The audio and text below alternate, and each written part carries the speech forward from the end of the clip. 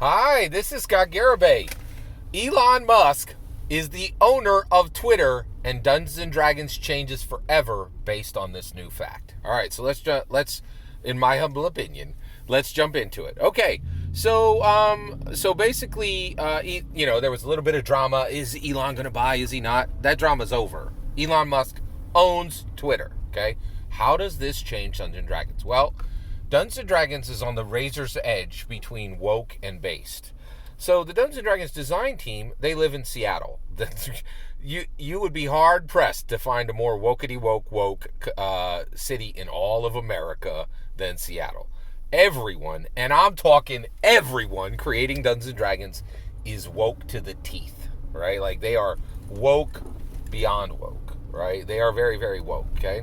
However, they have corporate masters, right? So basically, they could do all the woke they want as long as Dungeons and Dragons stays number one, okay?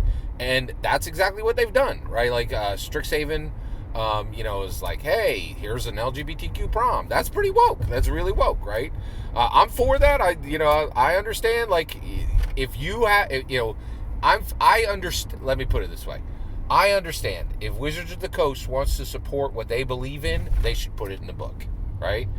Until there comes a point where it's where it is 100% shown that this is making the game inaccessible to the majority of it, of the people who buy it. Then they need to decide: are they going to remain super woke, or are they going to start to put things in that their based customers are going to like? Not abandon woke, but just put in more based content and then equal the woke content with the base content and get a 50-50. So I'm not saying there's ever a point. LGBTQ people play D&D. They should always be represented in the product. There's no reason that, everybody should see themselves in Dungeons & Dragons. Like, all genders, all races, all preferences, it should be there, okay? Here's my take, though, right? But here's the issue. I think we're going to see a massive increase of based content to the point where it's going to be split 50-50. It'll be 50% woke, 50% based, and everybody will be torqued, right? But everybody will be buying, and that's the issue. So here's the issue, right? Like, WotC has been able to put all this stuff into the book that's incredibly woke and give no shine to based because we were living in a woke world, right? And the reality is, President Obama gave us 8 years of woke, and the world didn't crack in half. Then Donald Trump hit like a comet, and nobody really knows what happened during Donald Trump's presidency. We'll be unpacking that for 100 years, right? Like, he came in literally like a hurricane, and we're just seeing where all the parts are, right? Then Joseph Biden came in, and he said, you know what? Woke sucks, right? Welcome to World War III, being on the edge of World War III for 6 months. Welcome to every single thing you buy costing 2 or 3 times more. Welcome to taking one plague and making it 3 separate plagues and being on a fear's razor edge. Guess what? Woke presidents suck like a vacuum. And America's like, oh my gosh, can we get some based up in here? And trust and believe, midterms are coming. Based is coming. Trust and believe 2024 is coming. Trust and believe there will be a Republican president. No two ways about it. It is coming, right? So, and you could see this everywhere. So Dungeons & Dragons is going to have to toe the line. They're going to have to get back to where they once belonged, right? They're going to have to put in base content. You want me to tell you how clearly it is being seen that every corporate entity is going to go based. And the reason why is we are hurtling toward a second Trump term, right? And so the based are going to be in power, and the based are going to have money, and the based are going to go up, and every woke person in America is going to go down, right? It's just the reality of it, right? And so in the new based world, you're not going to be able to sell these super woke products. It's just not going to happen, right? It's going to have to be balanced. It's going to have to be based and woke, okay? All right, and I'll just give you this, right? So I just watched Tales of the Jedi. Spoilers for Tales of the Jedi in this. Ahsoka's mother takes her out as a child, puts her on, straps her to her front as a baby, right? Goes out and murders a Bambi with a rifle, right? Shoots it clean, right? But doesn't kill it.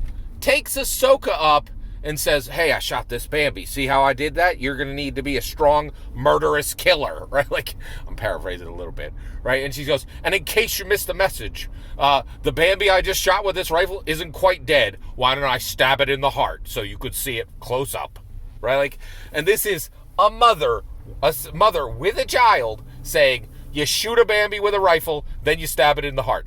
It don't get more woke than that, and that's on Disney Plus right now. We are hurtling toward a second Trump era. Even Disney sees it coming, right? And so that's the issue, right?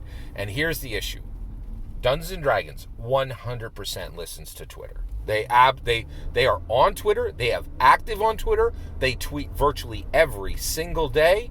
They have active conversations with blue checks. Sly Flourish can say, hey, Wizards of the Coast, do what I want. Oh, you got my order wrong. I'm tweeting about it, and you guys can fix it now, right? Like, literally, Sly Flourish can change policy, can change return policy at Wizards of the Coast with one tweet. Wizards of the Coast, Dungeons & Dragons design team has an ear cocked to every single tweet that hashtags Dungeons & Dragons, right? D&D. It is a thing, right? And the reality is, Kanye was going to, previously Kanye, was going to buy Parler. You don't need Parler now. Twitter is Parler now, right? So the reality is, the main thing that drives changes in Dungeons & Dragons, which is Twitter, right? And also the main thing that absolutely eviscerates Dungeons & Dragons' main competitors, they didn't need to do anything about new TSR. They were just like, you guys are a bunch of old people. Why don't you say a few things on Twitter, and then we'll watch Twitter eviscerate you and see all your company virtual entrails on the floor, right? We don't even need to take you out. Twitter will, lay you flat. And that's exactly what they did, right? New TSR was finished in a weekend by Twitter, right? Ridiculous, right? So the reality is, Elon Musk's purchase of Twitter is going to make Twitter massively based. D&D has a habit, has a tradition, only listens to Twitter when it comes to social media, and they will become more based. Keys to the Golden Vault will not be impacted from Fandelver forward.